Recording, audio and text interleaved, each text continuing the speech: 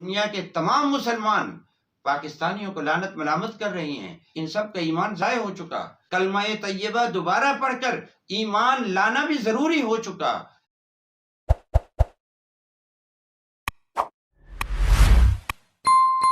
بسم اللہ الرحمن الرحیم۔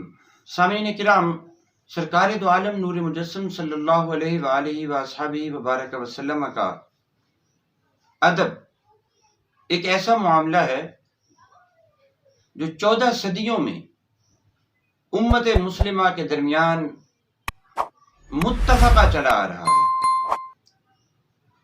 کسی ایک کلمہ گو مسلمان کو اس پر قطعاً کوئی اختلاف نہیں ہے کہ رسول اللہ صلی اللہ علیہ وآلہ وآصحابہ وبارک وسلم کی بارگاہ کا حد سے بڑھ کر ادب کرنا ہے۔ ادب گاہیست زیر آسماں از عرش نازک تر، نفس گم کردہ می آجت جنید و باجزید اینجا۔ نبی پاک صلی اللہ علیہ وسلم کے روضہ اقدس کی سنہری جالیوں پہ آج بھی یہ آیت کندہ ہے، یا ایھا الذین آمنوا لا ترفعوا اصواتکم فوق صوت النبی۔ اے ایمان والو، نبی پاک صلی اللہ علیہ وسلم کی بارگاہ میں اپنی آوازوں کو بلند نہ کیا کرو، اور نہ ہی رسول اللہ کو ایسے پکارو جیسے تم ایک دوسرے کو پکارتے ہو۔ تمہارے سب اعمال برباد ہو جائیں گے اور تمہیں اس کا شعور تک نہ ہوگا۔ نبی پاک صلی اللہ علیہ وسلم کی بارگاہ کا ادب یہ ہے کہ حضرت سیدہ طیبہ طاہرہ عائشہ صدیقہ رضی اللہ تعالی عنہا جب آپ حیات تھیں اور آقا علیہ السلام کا روضہ اقدس آپ کے قریب تھا، تو آپ اگر کوئی شخص اپنے گھر میں ہلکی سی آواز پیدا کرتا یا کوئی کیل ٹھونکتا تو آپ فوراً اس کو منع فرماتی اور فرماتی تھی کہ نبی پاک صلی اللہ علیہ وسلم کی بارگاہ کا ادب کرو۔ اگر کوئی مسجد نبوی میں روضہ اقدس کے سامنے شور کرتا تھا تو سیدنا صدیق اکبر، فاروق اعظم، عثمان غنی اس سے منع فرمایا کرتے تھے اور اس پہ بڑی سختی فرمایا کرتے تھے۔ حضرت سیدنا علی المرتضیٰ شیر خدا رضی اللہ تعالی عنہ، آپ نے دارالخلافہ مدینہ منورہ سے کوفہ منتقل کر دیا۔ وجہ صرف ایک تھی کہ کہیں نبی پاک صلی اللہ علیہ وسلم کے مبارک شہر کی، آپ کی مسجد پاک کی اور آپ کے روضہ اقدس کی کوئی معمولی بے ادبی نہ ہو جائے، کہ یہاں کی معمولی بے ادبی انسان کی ساری زندگی کا ایمان اور اعمال کا اثاثہ برباد کر کے رکھ دیتی ہے۔ آج امت مسلمہ ذلیل ہو رہی ہے، رسوا ہو رہی ہے، دھکے کھا رہی ہے، خوار ہو رہی ہے۔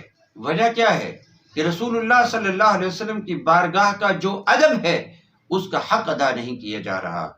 حضور صلی اللہ علیہ وسلم کی ذات اقدس کا تو ساری دنیا میں، یہاں اپنے پاکستان میں، انڈیا میں، افغانستان میں، جہاں مسلمانوں اس کے نظر میں رسول اللہ کا ادب ضروری ہے، لیکن جب خود مدینہ منورہ میں انسان موجود ہو، جب مسجد نبوی میں موجود ہو، جب حرم نبوی میں موجود ہو، جب روضہ اقدس کے قریب موجود ہو، وہاں پر تو انسان کی سانس گم ہو جایا کرتی ہے۔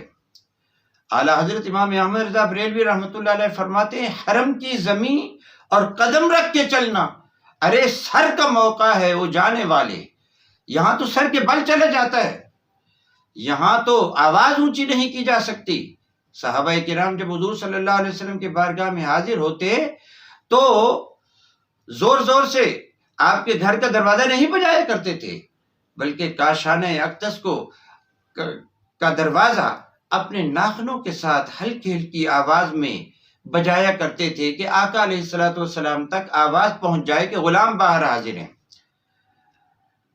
اب بھی جب عشاق مسجد نبوی میں اور روضہ اقدس پہ حاضر ہوتے ہیں، ان کی تو آنکھوں سے آنسو چھلک رہے ہوتے ہیں، ان کے تو قدم اٹھانا ان کے لیے دشوار ہوتا ہے، وہ ایک ایک قدم پھونک پھونک کے رکھتے ہیں۔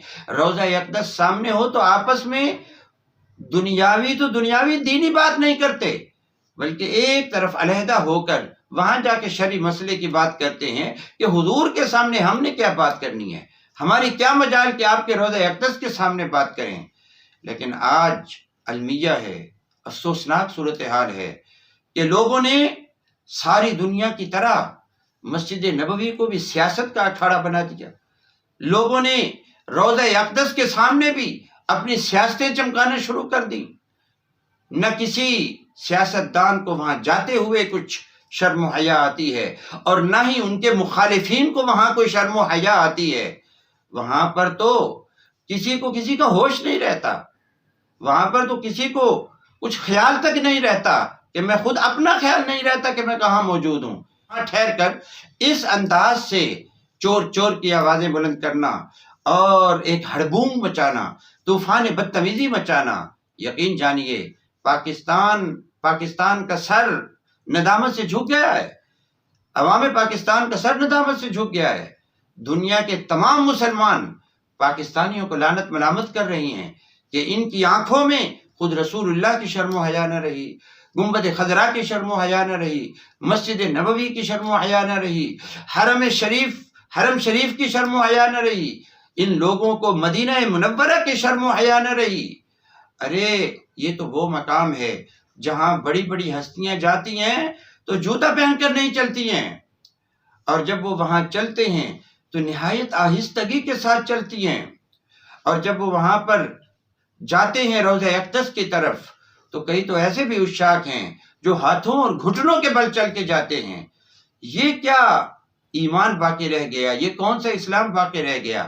یقین جانیے کہ جن لوگوں نے اس طرح کی حرکتیں کی یا اب کر رہے ہیں، ان سب کا ایمان ضائع ہو چکا، ان کے اعمال ضائع ہو چکے، ان کے اوپر توبہ فرض ہو چکی، ان پر استغفار فرض ہو چکی، اور احتیاطاً کلمہ طیبہ دوبارہ پڑھ کر ایمان لانا بھی ضروری ہو چکا، کیونکہ ان تحبط اعمالکم، اعمال تو برباد ہو جاتے ہیں وہاں پر آواز بلند کرنے سے.